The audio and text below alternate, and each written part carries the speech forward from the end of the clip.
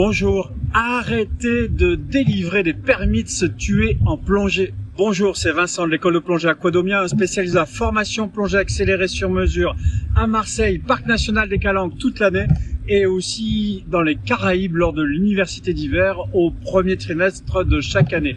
Alors aujourd'hui, la thématique du jour, arrêtez s'il vous plaît, mes chers collègues moniteurs de plongée ou futurs moniteurs de plongée, de donner des permis de se tuer en plongée. Alors à quoi je fais allusion? À un thème qui m'est fort.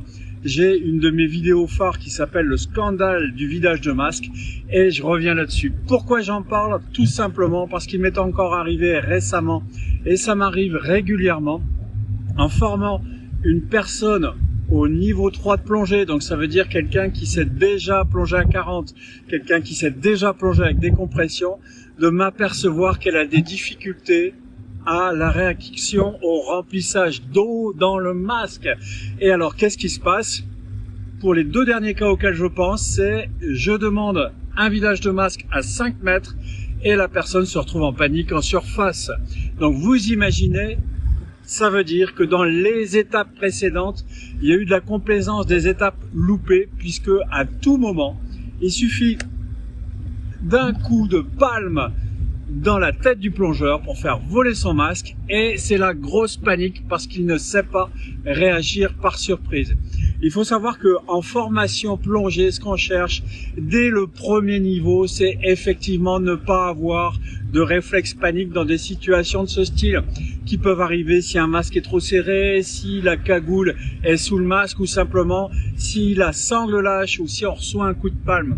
Imaginez-vous si vous formez des personnes qui ne savent pas réagir et qui paniquent tout de suite et se retrouvent en surface. Donc ça pose le problème éventuellement de la surpression pulmonaire, de l'accident de décompression ou simplement d'un bateau qui se passe au moment de la remontée.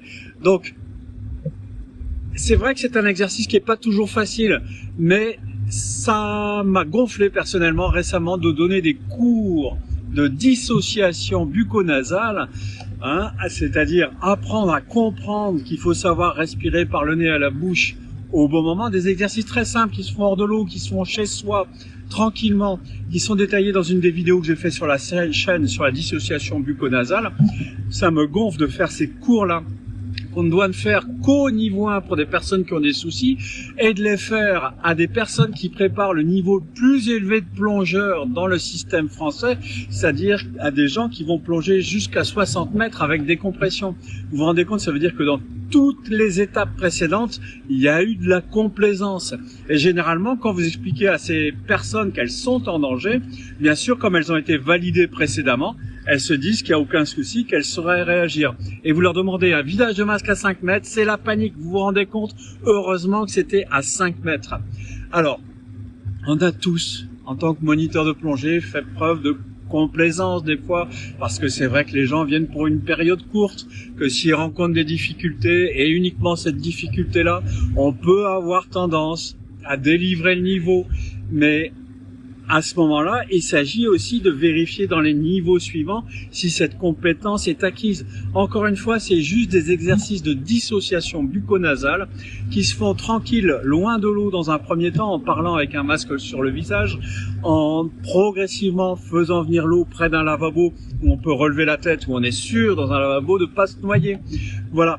Si par exemple dans les standards américains, pour l'open water, il est bien parlé de nage sans masque. Si ça, ce n'est pas possible, normalement, la personne ne doit pas être validée.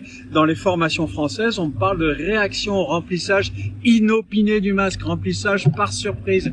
Donc bien sûr, il ne s'agit pas d'arracher le masque à son voisin, à son élève, ce serait de la mise en danger délibérée d'autrui, mais simplement de lui demander, sur un geste, de réagir dans la seconde pour enlever le masque, en gardant le même niveau, sans avoir un réflexe panique de remonter à la surface.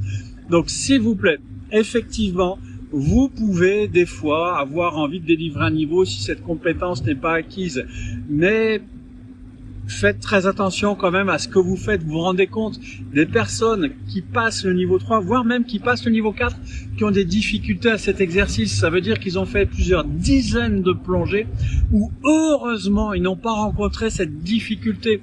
Autrement, où est-ce qu'ils seraient aujourd'hui? On peut se le demander. Donc s'il vous plaît, Ne donnez pas de permis de se tuer en validant des personnes qui ne savent pas réagir au remplissage inopiné du masque, qui est quand même un exercice très très simple, simplement pour 10%, 15% des personnes, à peu près, ça peut représenter des difficultés qu'on peut résoudre. Encore une fois, vous regarderez ma vidéo sur réaction au remplissage inopiné du masque avec la dissociation bucco-nasale. Je vais essayer de la mettre en lien et tout se passera bien. Donc, s'il vous plaît, essayez de ne pas faire preuve de complaisance, c'est ne rendre service à personne et c'est potentiellement accidentogène. Voilà, si vous avez aimé cette vidéo, un petit pouce. Si vous ne l'avez pas aimé, je vous la rembourse.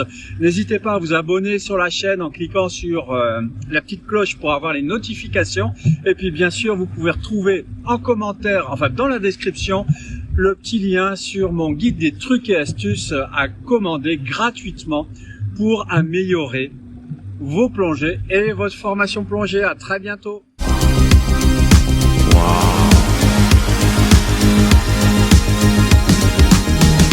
Formation